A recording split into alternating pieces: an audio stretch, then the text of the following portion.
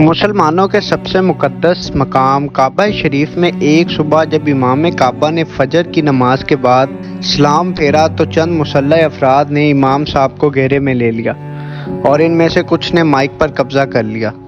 یہ دن تھا 20 نومبر سن 1979۔ وقت تھا صبح 5 بجے کا۔ اس وقت کعبہ میں تقریباً 1 لاکھ نمازی موجود تھے۔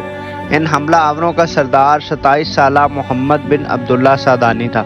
اس شخص نے مکہ یونیورسٹی میں 4 سال تک اسلامی تعلیمات حاصل کی۔ اس کی شدت پسندی کے باعث یہ شخص گرفتار ہو گیا تھا، لیکن رہا ہونے کے بعد یہ بالکل باغی ہو چکا تھا۔ جیل سے نکلنے کے کچھ وقت بعد یہ شخص کعبہ شریف پر حملہ آور ہو گیا اور اس شخص نے 500 ساتھیوں سمیت خانہ کعبہ میں داخل ہو کر دروازے بند کر دیے اور تقریباً 1 لاکھ نمازیوں کو یرغمال بنا لیا۔ ان حملہ آوروں نے بڑی ٹیکنیک کے ساتھ جنازوں کی 4 پائیوں کے ذریعے اسلحے کی ایک بڑی مقدار کعبے کے تہہ خانوں میں جمع کر لی تھی۔ اپنی تمام تیاریاں مکمل کرنے کے بعد یہ حملہ آور ہو گئے اور حرم کے تمام دروازوں پر مسلح افراد کھڑے کر دیے گئے۔ ان میں سے ایک شخص آگے بڑھا اور سپیکر پر اعلان کیا کہ مہدی موعود آ گئے ہیں، جن کا نام عبداللہ ہے، آ چکا ہے۔ اس کے بعد محمد بن عبداللہ نے خود مائک سنبھالا اور اعلان کیا، میں مہدی ہوں اور تم سب لوگ میرے ہاتھ پر بیعت کر لو۔ لوگوں نے بیعت کرنے سے انکار کیا تو ان حملہ آوروں نے مقام ابراہیم کے پاس جا کر لوگوں کو اسلحے اور گولیوں سے ڈرا کر بیعت کروانے پر مجبور کرنے لگے۔ دوستو، کئی صدیوں گزرنے کے بعد یہ پہلا وقت تھا جب کعبہ میں عام لوگوں کے لیے دروازے بند کر دیے گئے تھے۔ سب دروازے بند ہو چکے تھے اور کوئی بھی باہر سے اندر یا اندر سے باہر نہیں جا سکتا تھا۔ سعودی فوج کعبہ کو ان باغی حملہ آوروں سے چھڑانے کے لیے تیار ہو گئی، لیکن کم تربیت اور حرم کی تقدس کا خیال رکھتے ہوئے سعودی فوج اس میں ناکام ہو گئی۔ سعودی حکومت نے تمام مواصلاتی نظام بند کر دیے کہ یہ خبر کہیں باہر نہ جا سکے، لیکن وہ اس میں بھی ناکام ہوئے۔ یہ خبر پوری دنیا میں پھیل گئی کہ مسلمانوں کے قبلہ یعنی کعبہ شریف پر کچھ باغی حملہ آور ہو چکے ہیں اور قابض بھی ہو چکے ہیں۔ اس خبر سے پوری دنیا میں موجود مسلمانوں میں غم و غصے کی لہر دوڑ گئی۔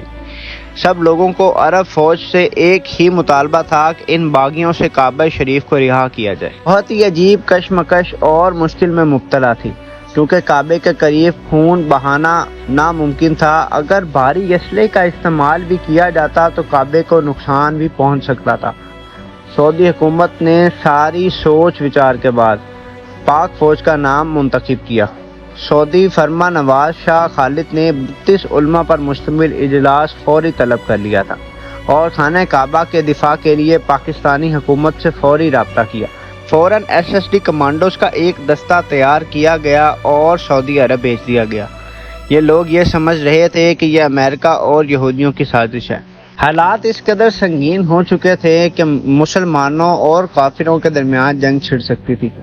SSD کمانڈوز کی قیادت ایک میجر کو سونپی گئی تاکہ بیت اللہ میں موجود 1 لاکھ یرغمال لوگوں کو بچایا جا سکے اور کعبے کی حفاظت بھی کی جا سکے۔ جب یہ دستہ سعودی عرب پہنچا تو واقعے کو 1 ہفتہ ہو چکا تھا۔ دوستوں، پاکستانی کمانڈوز کا یہ طریقہ ہے کہ یہ اپنے دشمن پر تیزی سے حملہ آور ہوتے ہیں، حتیٰ کہ دشمن کو سنبھلنے کا موقع تک نہیں دیتے۔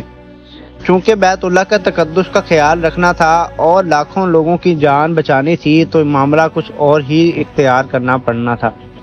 پاکستانی کمانڈوز نے وہاں پہنچ کر کیمروں کی مدد سے سارے حالات و واقعات کا جائزہ لیا۔ جہاں سارے دروازوں پر مسلح افراد کھڑے تھے، ان پر ڈائریکٹ فائرنگ ناممکن تھی۔ SSD کمانڈوز کے ذہن میں ایک ترکیب آئی اور انہوں نے حلف لیا کہ وہ بیت اللہ کی حفاظت کے لیے جان کی بازی بھی لگا دیں گے۔ اس کے بعد میجر نے سعودی حکومت کو بولا کہ بیت اللہ کے صحن میں پانی چھوڑ دیا جائے۔ سعودی حکومت حیران تھے کہ یہ کیسی پلاننگ ہے، آخر مسجد الحرام میں پانی کے ذریعے کعبہ کو کیسے بچایا جا سکتا ہے۔ اس کے بعد میجر نے سعودی حکومت سے ہیلی کاپٹر کے ذریعے پاکستانی کمانڈوز کو بیت اللہ کے صحن میں اتارنے کی اجازت طلب کی۔ پاکستانی کمانڈوز کا ایکشن شروع ہوا۔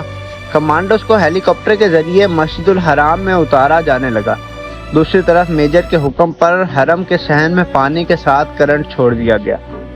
یہ دیکھ کر دہشت گرد بکھلا گئے اور وہ یہ جان نہیں پا رہے تھے کہ ان کو اب کیا کرنا چاہیے۔ SSG کے شارپ شوٹرز نے بھی ان کو نشانہ بنانا شروع کر دیا، جس کی وجہ سے یہ دہشت گرد بھاگ کر تہہ خانوں میں چھپنے لگے۔ پاک فوج کے کمانڈو صحن میں اترے اور تہہ خانوں میں جا کر ان لوگوں کو دبوچ لیا۔ پاک فوج کے کمانڈو نے میجر کی قیادت میں جو کام کچھ دیر میں کر دکھایا، وہ سعودی حکومت اور فرینچ کمانڈوز اتنے دنوں میں نہیں کر سکے۔ دہشت گردوں کو گرفتار کر لیا گیا اور یرغمالیوں کو رہا کر دیا گیا، اور محمد بن عبداللہ قادانی، جس نے امام مہدی ہونے کا دعویٰ کیا تھا، وہ اس آپریشن کے دوران ہی مارا گیا۔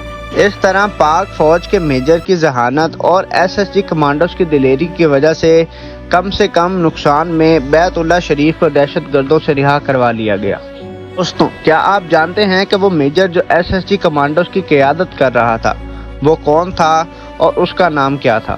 اس کا نام تھا پرویز مشرف، جو بعد میں پاکستانی آرمی چیف بھی بنا۔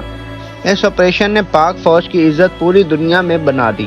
خدا نہ خواستہ اگر دوبارہ ایسا کچھ ہوا تو پاک فوج دہشت گردوں کے آگے سیسا پلائی کی دیوار بن کر کھڑی ہو جائے گی اور اس کو نیست و نابود کر دے گی۔ تو یہ تھی ہماری آج کی ویڈیو۔ اس طرح کی مزید ویڈیوز دیکھنے کے لیے ہمارے ساتھ جڑے رہیں۔ ہمارے چینل کو سبسکرائب کرنے کے ساتھ ساتھ بیل آئیکن کو دبانا نہ بھولیے گا۔ آپ کو ہماری آج کی یہ ویڈیو کیسی لگی، یہ بھی کمنٹ سیکشن میں ضرور بتائیے گا۔